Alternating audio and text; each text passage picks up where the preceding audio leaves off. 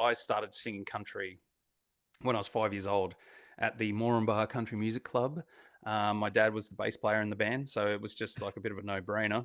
My parents actually lost me the first time we went out there, or I wandered off, as Mum likes to say, and I ended up on stage, and the guy that was playing said, "We've got a little boy here who's lost. He's wearing blue shorts and a white T-shirt, but first he wants to sing a song," and that's how it started. And there you go.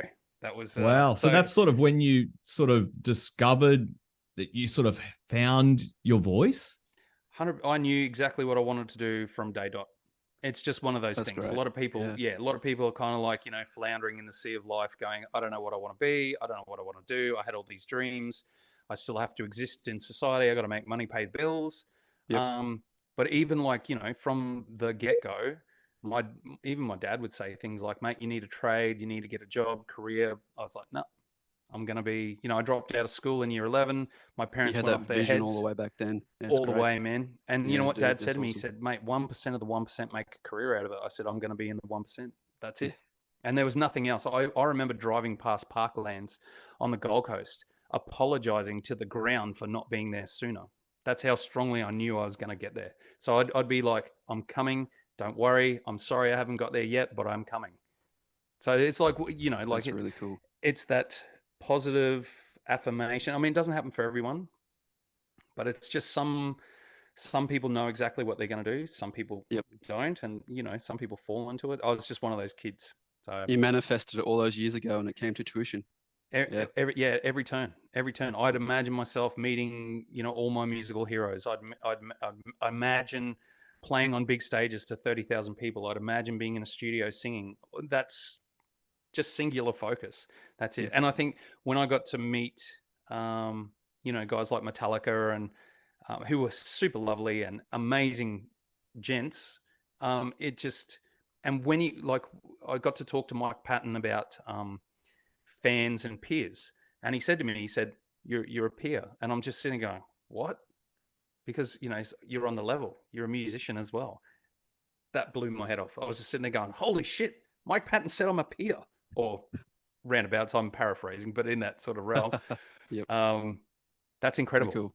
Yeah, so that stuff, man, when you get that far, when you make it through, it's like, it's just validation. Side, validation for years of like just torture. Because it is, man. You want to do this shit, you got to have a hard slog, and you get there, Yep.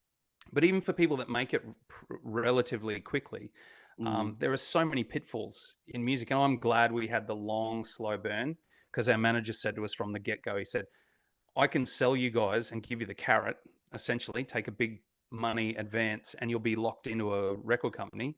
He said, and your trajectory will be like this, straight up, straight down. He said, or you can be relatively independent and have a long, slow burn for 20, 25, 30 years. And we said, we'll take the slow burn. For sure. And that's paid off, as you can see from these latest shows selling out. Yeah, it's pretty cool, man. I'm just stoked people still want to see us. And it's nice to have that feeling of, still being relevant, because it does happen to all of us as we get older.